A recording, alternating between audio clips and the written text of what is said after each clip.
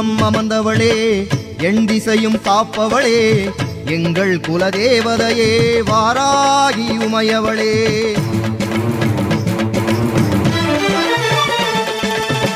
எங்கோணம் அமர்ந்தவளே எண் திசையும் காப்பவளே எங்கள் குலதேவதையே வாராகி உமையவளே.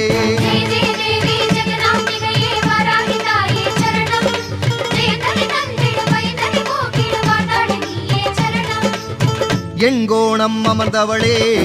எண் திசையும் காப்பவளே எங்கள் குலதேவதையே வாராகி உமையவளே.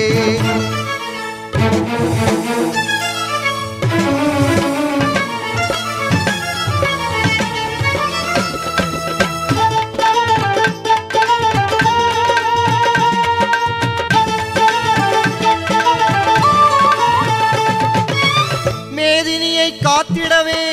காசியிலே உரைபவளே நாதியில்லா ஜனங்களுக்கு துணையாக இருப்பவளே.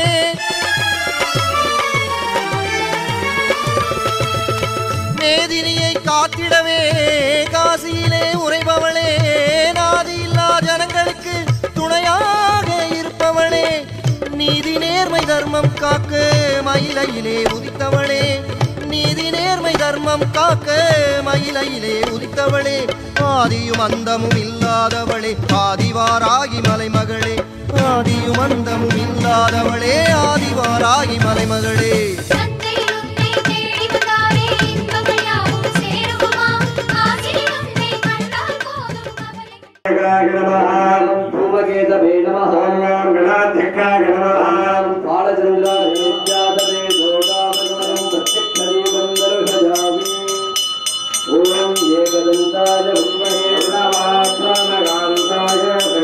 आवाहनस्थापन सन्निधान निरोधन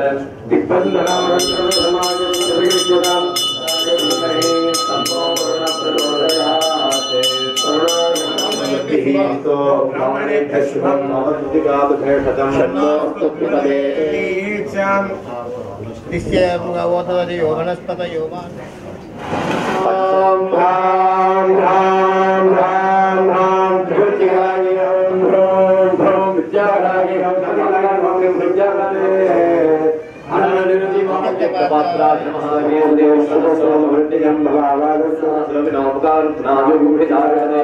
स्वाहामंत्रेण सर्पकाष्ठेन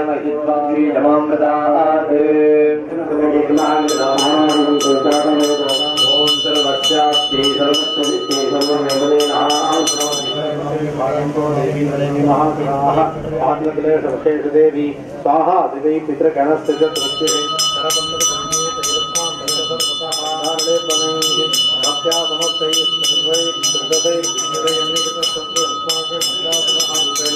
व्याप्तस्थिता जगते नमस्तस्यै नमो नमः स्तोत्रं ममेतत् क्रियते शुभदैत्य निराकते ईस्मानीतो गजरत्नं पुरन्दरात् पारिजाततरुष्टायं तथैव उच्चैः युगे शुम्भादीनां कथं वेदां दीपयासततं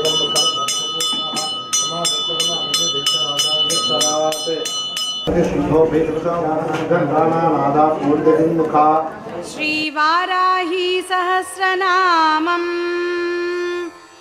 ॐ ऐं ग्लौं वाराह्यै नमः ॐ ऐं ग्लौं वामन्यै नमः ॐ ऐं ग्लौं वामायै नमः ॐ ऐं ग्लौं बगलायै नमः ॐ ऐं ग्लौं वासव्यै नमः ॐ ऐं ग्लौं वसवे नमः ॐ ऐं ग्लौं वैदेह्यै नमः ॐ ऐं ग्लौं विरसुवे नमः ॐ ऐं ग्लौं बालायै नमः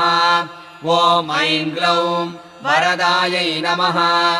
ॐ ऐं ग्लौं विष्णुवल्लभायै नमः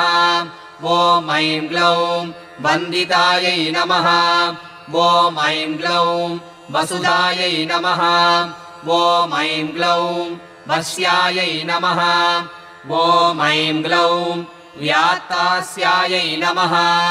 ॐ ऐं ग्लौं वञ्चिन्यै नमः ॐ ऐं ग्लौं बलायै नमः ॐ ऐं ग्लौं वसुन्धरायै नमः ॐ ऐं ग्लौं वीथिहोत्रायै नमः ॐ ऐं ग्लौं वीथिराजायै नमः ॐ ऐं ग्लौं विहायस्यै नमः ॐ ऐं ग्लौं गर्वायै नमः ॐ ऐं ग्लौं खनिप्रियायै नमः ॐ ऐं ग्लौं काम्यायै नमः ॐ ऐं ग्लौं कमलायै नमः ॐ ऐं ग्लौं काञ्चन्यै नमः ॐ ऐं ग्लौं रमायै नमः ॐ ऐं ग्लौं धूम्रायै नमः ॐ ऐं ग्लौं कपालिन्यै नमः ॐ ऐं ग्लौं वामायै नमः ॐ ऐं ग्लौं कुरुकुल्लायै नमः ॐ ऐं ग्लौं कलावत्यै नमः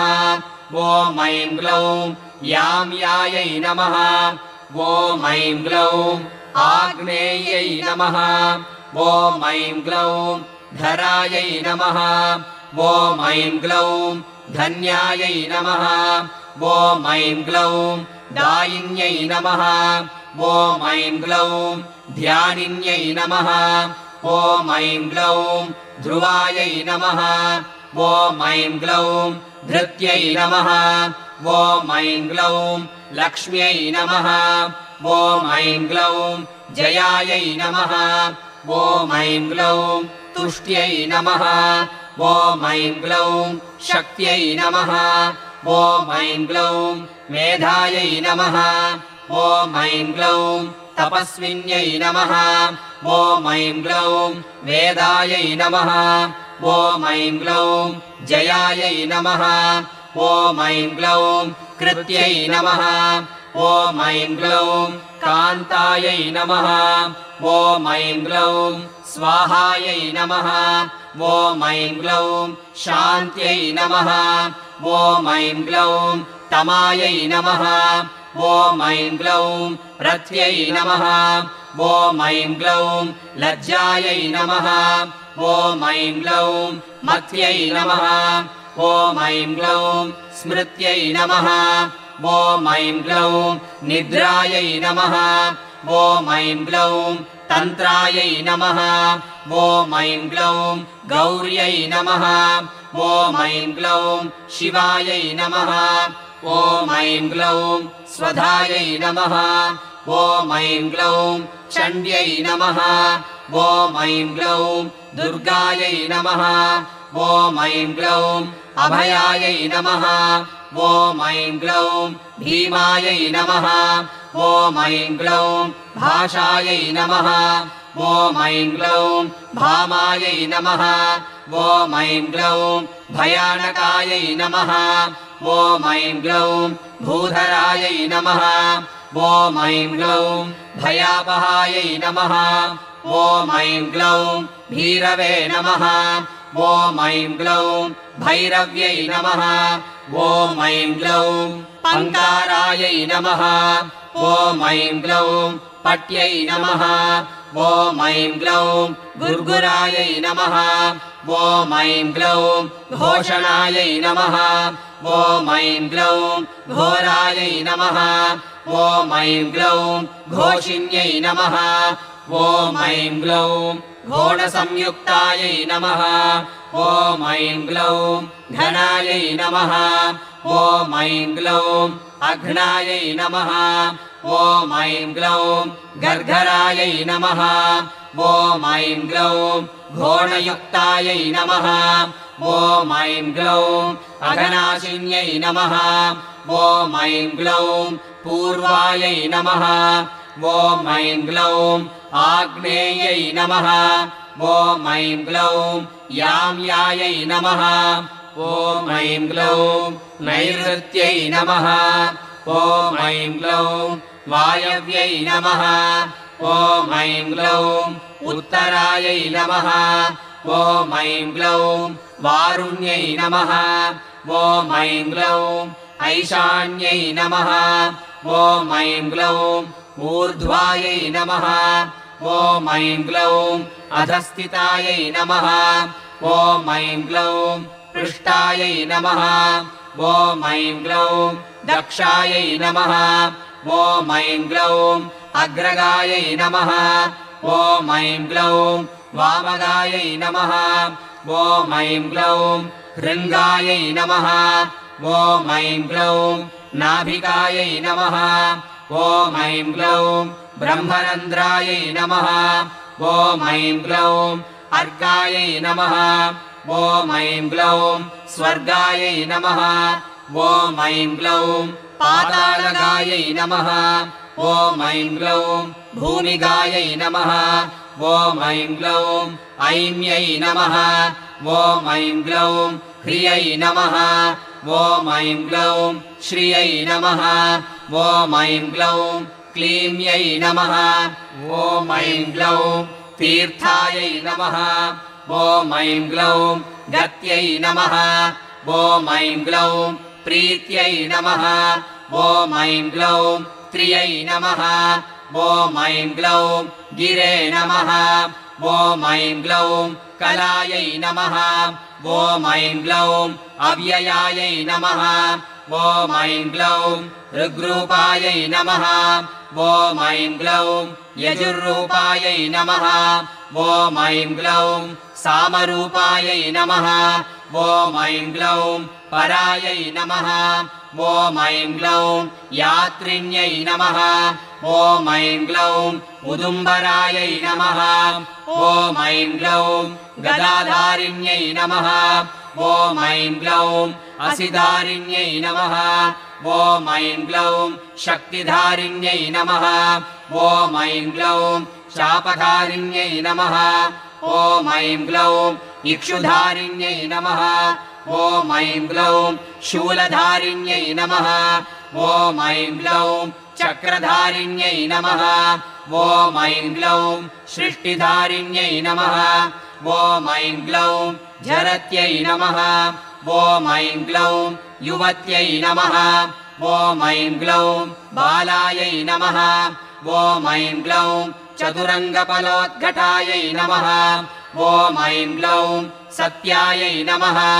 ॐ ऐं ग्लौं अक्षरायै नमः ॐ ऐं ग्लौं आदिभेत्र्यै नमः ॐ ऐं ग्लौं धात्र्यै नमः ॐ ऐं ग्लौं भर्त्यै नमः ॐ ऐं ग्लौं भरायै नमः ॐ ऐं ग्लौं भटवे नमः ॐ ऐं ग्लौं क्षेत्रज्ञायै नमः ॐ ऐं ग्लौं कम्पिन्यै नमः ॐ ऐं ग्लौं ज्येष्ठायै नमः ॐ ऐं ग्लौं दूरदर्शायै नमः ॐ ऐं ग्लौं धुरन्धरायै नमः ॐ ऐं ग्लौं मालिन्यै नमः ॐ ऐं ग्लौं मानिन्यै नमः ॐ ऐं ग्लौं मात्रे नमः ॐ ऐं ग्लौं माननीयायै नमः ॐ ऐं ग्लौं मनस्विन्यै नमः ॐ ऐं ग्लौं महोद्घटायै नमः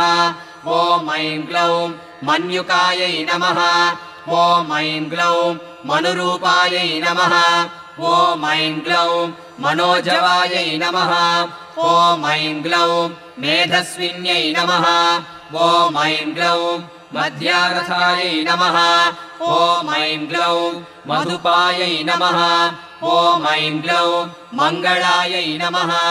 ॐ ऐं ग्लौं अमरायै नमः ॐ ऐं ग्लौं मायायै नमः ॐ ऐं ग्लौं मात्रे नमः ॐ ऐं ग्लौं आम्यहरायै नमः ॐ ऐं ग्लौं मृडान्यै नमः ॐ ऐं ग्लौं महिलायै नमः ॐ ऐं ग्लौं मृत्यै नमः ॐ ऐं ग्लौं महादेव्यै नमः ॐ ऐं ग्लौं मोहकर्यै नमः ॐ ऐं ग्लौं मञ्जवे नमः ॐ ऐं ग्लौं मृत्युञ्जयायै नमः ॐ ऐं ग्लौं अमलायै नमः ॐ ऐं ग्लौं मांसलायै नमः ॐ ऐं ग्लौं मानवायै नमः ॐ ऐं ग्लौं सनपर्षदविरुगानि विश्वादावेव सिन्धुं दुरितानि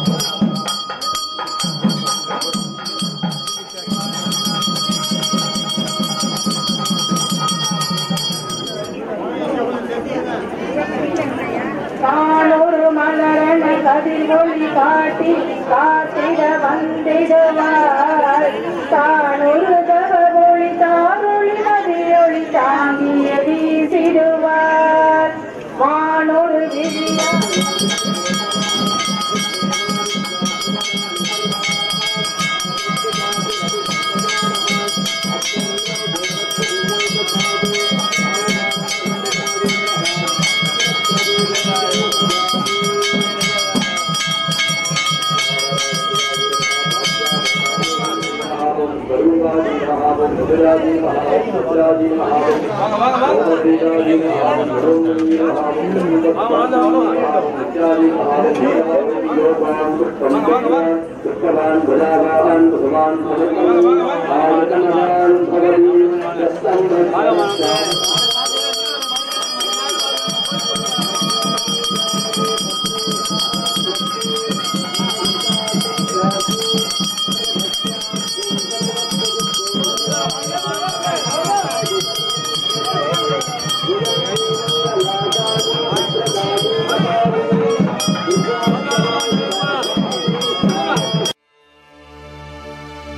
ஓம் சக்தி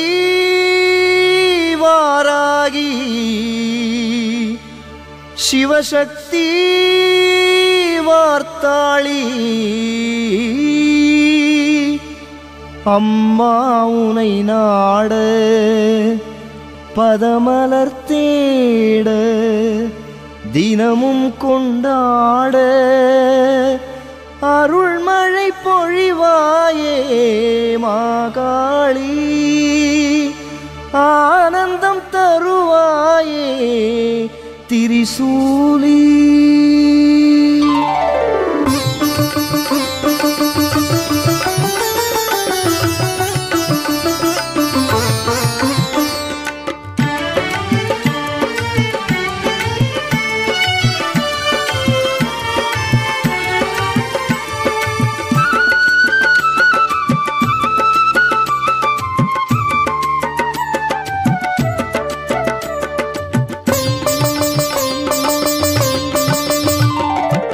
அரசமரத்தடியில் அமர்ந்த அரசி வரங்கள் அள்ளி வழங்கும் மகராசி அரசமரத்தடியில் அமர்ந்த அரசி பல வரங்கள் அள்ளி வழங்கும் மகராசி என் குறைகள் தீர்க்கும் குணவதியே வாராகி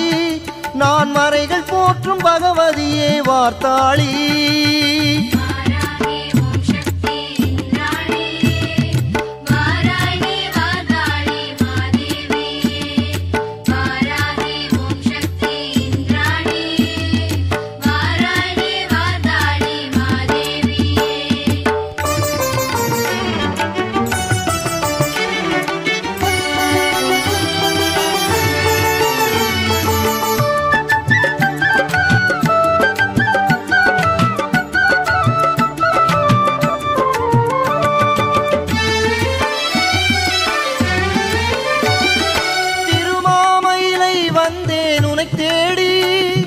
பரவசமாய் உன் மகிமைதனை பாடி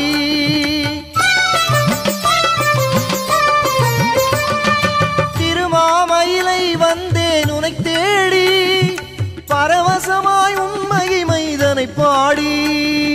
அருட்பார்வை ஒன்றேதான் போதுமடி குருவாகி இசை தந்தாய் வாராகி உன் அருட்பார்வை ஒன்றேதான் போதுமடி குருவாகி இசை தந்தாய் வாராகி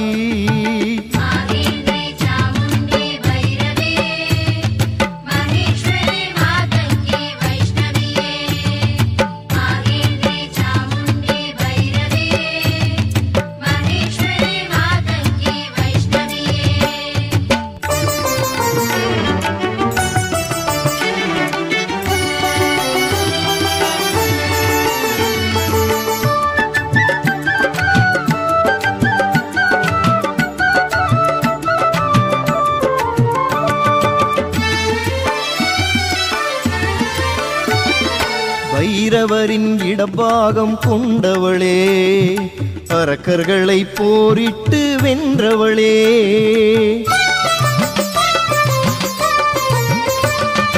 பைரவரின் இடபாகம் கொண்டவளே அரக்கர்களை போரிட்டு வென்றவளே மயிலையிலே அருள் வடிவாய் நின்றவளே குருஜியின் அருள் வாக்கில் வந்தவளே மயிலையிலே அருள் வடிவாய் நின்றவளே குருஜியின் அருள் வாக்கில் வந்தவளே